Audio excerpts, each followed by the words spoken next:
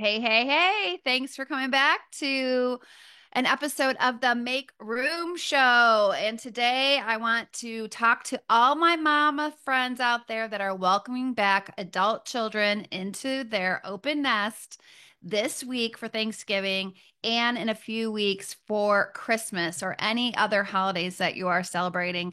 As a mom living in an open nest, I know there is no better feeling in the world than welcoming our chicks back into the nest for the holiday season. And so, if you are one of those moms listening today, high five, mama, because I feel you. You can tell I'm pretty excited.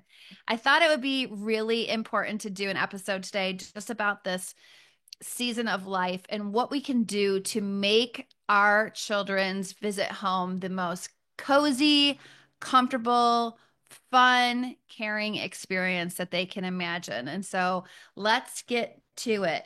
First of all, I want to talk about kind of going back into our minds when we were the young adult visiting our family home for the holidays. I remember like it was yesterday flying home from West Palm Beach, Florida and into the Buffalo airport where it was freezing cold.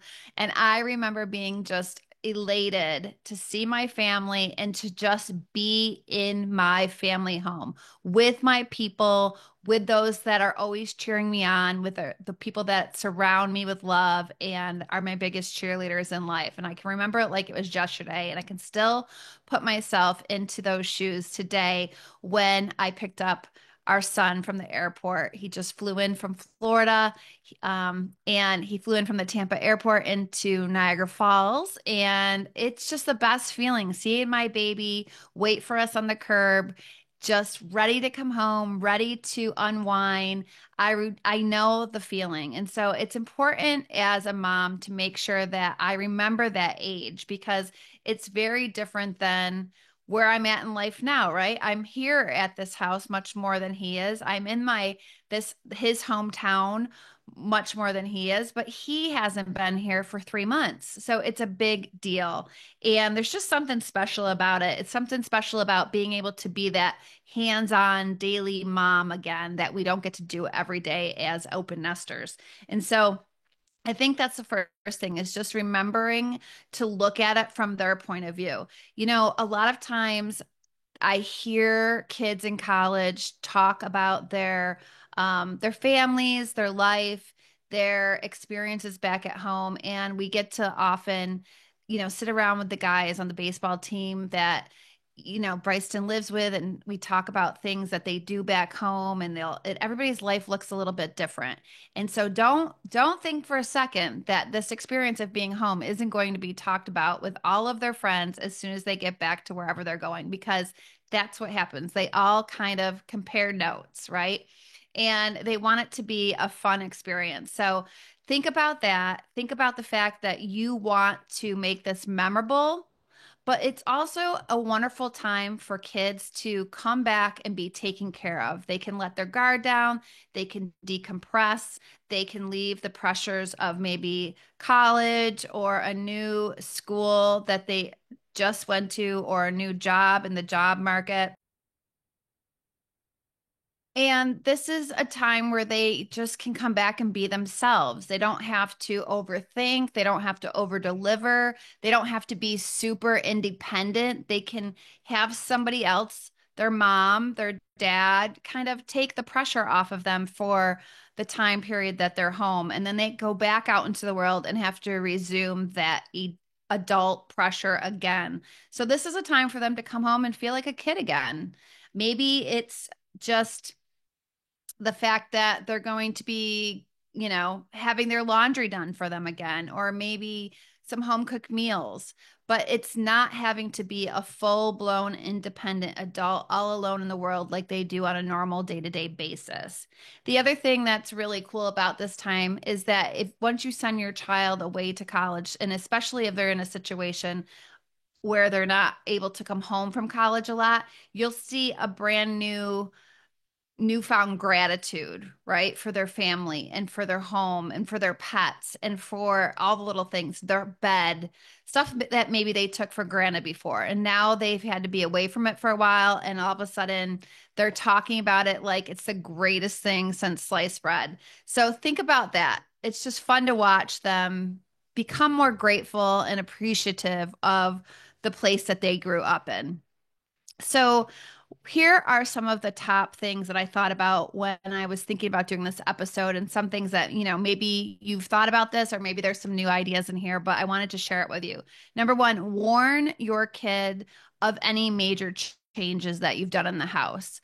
Maybe you let them know that their bedroom got a makeover, or you changed the living room furniture out. Some kids are really sensitive to this stuff, and I think it's important to mention on a phone call before they arrive. I remember this like maybe a few months ago. One of my clients asked me to move her youngest daughter from her bedroom into the older daughter's bedroom because the older daughter had been away at college for 3 years and the younger daughter was ready for a bigger bedroom. And my client called the oldest daughter to tell her what was going on, and she had a complete meltdown. She was so upset that we were changing bedrooms. She was like, I never want to come home again. She was not happy. But really, we went forward with the project anyways because it wasn't fair for the youngest daughter who was a sophomore in high school to have to stay in a small bedroom just because her older sister was going to visit 2 times a year, maybe 3 times a year. And what we did is we changed it over, but we made sure it stayed as much the same as it could in the new bedroom. We put the same decor up, we put her favorite photos up, we organized the closet with, even better than the first bedroom. And so we tried to make the transition as comfortable as possible. So I think it's important to just remind them of any changes you might have made. Second of all, I think it's good to plan ahead. I always ask my kids, "Hey, what do you want to do while you're home?" Because some things require planning ahead. For example, my kids want to go skiing over Christmas break. So I need to make sure that I book a hotel room and that I plan for what day we're going skiing before the week of Christmas arrives because the reservations will be all full. So ask your kids what do they want to do before they come home and then make sure that you kind of think it through. Maybe they want to see another family that they grew up with and you can invite them, make sure they get it on their calendar. Hey, do you want to come over for dinner? Or we could do game night with the kids and then let everybody know, send out a group message so that everyone's available because we all know once these kids get home, they make lots of plans with their friends and time gets filled up quickly. So planning ahead is huge. I think I'll lead into the next tip because I just mentioned other friends is again, think about how you were when you were at this age. They are going to want to see their friends as much as we want to spend every waking minute with our babies while they're home for the holidays. They have other people to see. And we were the same exact way. I remember coming home from Florida for Christmas and I could not wait to the first night I could get out and see all of my old high school friends and we could all catch up. It was so exciting. And so I try to make sure that there's a balance, right? With my kids having quality time with us, but also quality time with their friends. And as they get older, that sharing with friends becomes less and less. It seems to me like my older one, my daughter, she is pretty much with us the entire time when she's home visiting. She might spend time with a few friends, but most of her friends are now in Florida where she lives. That's where her life is. But my son, who's only a sophomore in college, he's still in touch with all of his high school friends. It's still very new. And it's important for him to have time with, more people that he cares about, except for mom and dad, as much as I would love to hog him all to myself. So there's that. The other thing I think about when my kids are coming home is what kind of food do they like? All those extra snacks that I used to keep in the pantry that I no longer keep for Josh and I restock. I think about their favorite meals. I make sure I have the ingredients on hand. I look at the calendar. I figure out when we could have a meal at home and I make sure it's going to be a meal that they don't get when they're away or something that they enjoy that I make for them. And I think that's just important to show love and caring for your child and to again make it a good coming home experience, right? It's not and it's something I love to do. I am excited to be able to have kids in the home to cook for again. It's not just me and Josh or me and the dog when Josh is working. So it's kind of nice to be able to enjoy cooking for other people again. So make sure you get that wish list when it comes to food. And I always make sure I have even more than I need for my kids because I know that they're going to have friends coming in and out. And I just want other kids to feel comfortable too. The thing about and I've talked about this on the show before. I think it's very important when your child is growing up, whether they're in high school or they're coming home from college. I think it's important to have an open door policy with their friends. You know, that's one of the things at this point in life that I miss the most is just having all of the kids' friends in and out too and being able to talk to them. There's so many kids that my kids have grown up with that now, unfortunately, the only time I get to see them is when my kids are home visiting. And so they'll come over and it's like we all get to catch up. I get to find out what they've been up to. I get to see them. I get to give them a big hug, but I also get to feed them and I also get to make my home feel comfortable and cozy for them. Some of these kids that come in and out of our house don't have the greatest home life. They don't have the same type of atmosphere where they have been raised. And so I want my home to feel like that for them. I want them to know they're always welcome, that will always enjoy seeing them, and that they're always loved here. I think that's something that if we're conscious about it before even the holidays arrive and we think ahead, like, hey, it's the funniest thing. I was talking to my son this morning. We were at breakfast. We all went to breakfast after the airport and he ordered a hot chocolate. And I said, don't worry, I'll have the hot chocolate bar ready to go because one of his friends used to come over and he would always be so excited to see the hot chocolate bar. Big football player, right? Big guy. And he would say, Mrs. Berry, do you mind if I have a cup of hot cocoa? And I would always say, Of course not. That's why I have it. So it's those little tiny things that aren't a big deal for us to do, but such an important thing for the person experiencing it in your home. And the hot chocolate bar that I set up for the holidays isn't just for the kids, it's for adults too. It's for me. Sometimes I like to just make a fun hot chocolate and watch a Christmas movie. So these are just little things, but they also become the little things become traditions over the years and they become things that kids look forward to. And I'll never forget this football player just always looking forward to coming into my hot chocolate bar. The other thing that I feel like is important is just to have kind of a different experience when they come home now versus when they were in high school.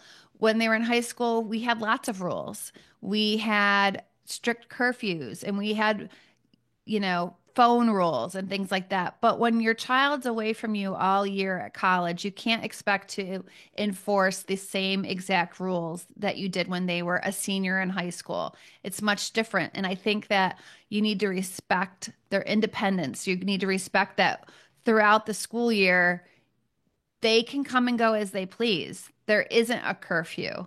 And so I think a respect of, hey, now you're back in my home. So I do need to know where you are. And I do want to know a rough idea of when you're coming home. Otherwise, I'm going to be worried. It's not the same as going to bed and not expecting a kid to come home. This is different. So I think it's important to just have a discussion with your child and say, these are what these are the expectations for the time period you're home. And just let us know. Give us a call if you're not going to be home. So we're not waking up at 3 o'clock in the morning and wondering why you're not here. I think it's just open communication, but respecting your child as an adult where they are now. This is not the same kid that lived in your house, a few years ago. This is a different person evolving and growing. And so you want to be respected, but so do they. I think it's important to respect your kids where they're at. Also, making your home cozy. Thinking ahead, let's think about how they like their bed, washing their bedding before they arrive if they haven't been home for a few months, making sure there's extra pillows and blankets for people that might be sleeping over, making sure that there's cozy pajamas and cozy sweatpants and cozy socks and slippers, and making sure that there is enough places for people to rest their heads if you're planning on having a house full.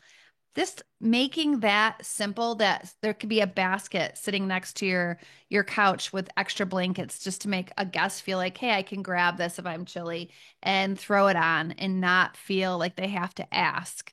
Making them feel like they're already part of the family, they can just help themselves. I think that's how I always want all of my guests to feel in my home, but especially my kids and their friends. I want them to feel comfortable, safe, and cozy. I think that's a really great way to kind of set up your house before they arrive.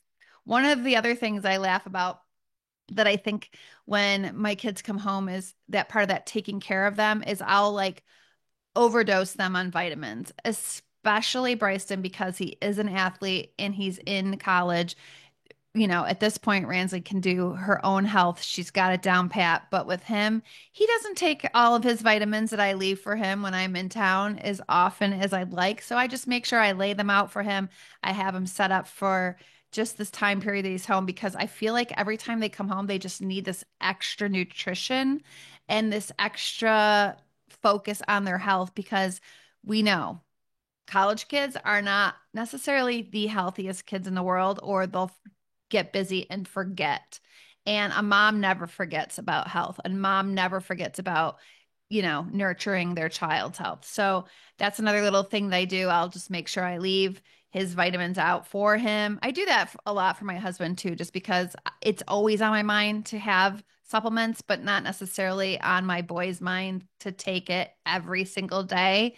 So I make it easy. I make it's something that they're going to just see when they, get up. It'll be on the kitchen counter, especially this time of year because the holidays when they're traveling a lot and they're not getting a ton of sleep, which is, is irrelevant. Or I'm sorry, it's not irrelevant. It's actually, I can't think of the word right now, but that's not the right word. It's going to happen, right? It's going to happen. They're going to lose out on sleep because they're traveling, they're busy, they're trying to cram all this stuff in, and they're just not thinking about it. And the last thing you want is for your kid to be sick over the holidays. That's not fun for anybody.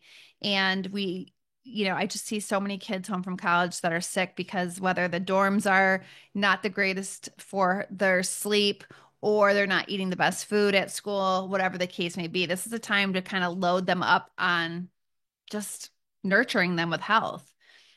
Also, I was thinking that this is another cute little tip. I They would never ask for this, but I noticed if I have photo albums, old photo albums out like on the table, kids will always look through them. And it's a great time of year to kind of share in memories from the past, whether you're popping in old home movies or you have maybe on your TV just a revolving slideshow of photos and videos. That can be a great topic of conversation. It can be a great opportunity to shed some tears, create some laughter, whatever the case may be, going back over through the past memories. And I think it's something that every family enjoys. I also think that it's a great time if you have a bunch of photos that you want to get organized, pull them out and have the kids help you go through them. Which ones do you want? Maybe they can let you know which ones are important to them, which ones aren't. And it can be almost like a fun family activity that you do as a group, but you're still getting something organized that's been hanging over your head. So I think that could be something to add to your list. And just remember that there are so many little things that your kids are looking forward to before they even arrive. So try to incorporate as many traditions as you can, because it could be the silliest tradition in the world, but if you don't do it, they'll it'll make them sad. Because I think about some of the silliest things that we did with our kids and it just became a tradition and we kept doing it and doing it. And those are the things they bring up. And those are the things that they like to talk about. So I hope that this show kind of inspires you to get your mind set, your home set for the welcoming of your children, and it can be carried through for any guest that is going to be arriving at your home over the next several weeks. This is a very special time of year. It's my absolute favorite time of year, and I want to just be in it. I want to appreciate every single second. I want to make memories. I want to be the cheesy mom that constantly is taking photos. I want to just love on my kids as much as I can while I have them with me. And I really hope that you will do the same. I think it's, if you have your own ideas, feel free to let me know what they are. I'd love to read them off in the show. And speaking of reading things off in the show, I had received a really special review the other day, and it was just so touching and awesome that I felt like I really wanted to read it while I was on this episode because I'm really bad, to be honest with you, about reading reviews on the show. I know a lot of podcasters do it, but today I thought, you know what? This one is definitely worth it. And let me just pull it up and let you know what it is. So, in the meantime, I am wishing you the most fabulous, loving, joyful, healthy Thanksgiving week. And I wish all of you out in the world a happy Thanksgiving. I think it's a very, very special year. I think there's so much to be grateful for. I have been filled with just excitement and joy and gratitude for so many things in our life, really more than ever. And I look forward to the new year coming up. So I hope that you're feeling the same, and I hope that this episode really served you. So here's the review that I was sent, and it says, and I think this is beautiful. I'm listening to episode 148 on how to clear mental clutter, the difference between intuition that God downloaded on you and worry. I have four tween teens, and my oldest just started driving 3 weeks ago, and I am gripped with fear. I can relate. Switching my mindset from begging God to protect him to thanking him for protection. I'm thankful to have that wisdom this early in the game so I can put it into practice early on. And now I'm crying over the realization that my dreams of being a stay at home mom came true, but my negative self talk is so defeating and robbing me of the joy. I never feel like I'm enough. I never feel like I'm enough. I couldn't put my finger on what was happening. You so eloquently stated and 100% resonate. I'm focusing on my lack rather than what I already have. I'll write down the gratitude statement so when I mentally beat myself up, I have the words ready. God just used you to download truth I needed to hear. This episode is for me. Almost 2 years after you posted it. Thank you. That really sums up a lot of where we're at this point in life. If you are welcoming a child home for the holidays, then your kids are starting to get out into the world and be independent, just like this mom. And there's lots of times there's a fear that comes with it because it's nothing is it's not all within our control anymore, is what I'm trying to say. And so it's scary, right? It's scary to have them out in the world doing their own thing, to becoming their own person, and because they're separating from us. But I feel like this mom just wrote this review, but it's also a message for all of us as moms. We can all relate listening to that. And I appreciate it. I thank her for sending it to me. And I thought I would share it with you because I think moms, we need to stick together. This isn't an easy ride, and we are more similar than we can even imagine. So, with that being said, happy holidays, everyone. We'll be back again next week, and I hope that you have the most amazing Thanksgiving. I'm so, so grateful for each and every one of you that tunes into this show. It's been over 8 years of just hosting this podcast. I have no words. I'm humbled by every person that reaches out to me and says these kind things about a show that I host. It's unbelievable how many people it can reach, but then somebody taking time out of their busy day to send me that. So, and I appreciate you taking the time out of your busy day to listen to this. So, happy Thanksgiving, everyone. I love you, and I could not be more grateful for you.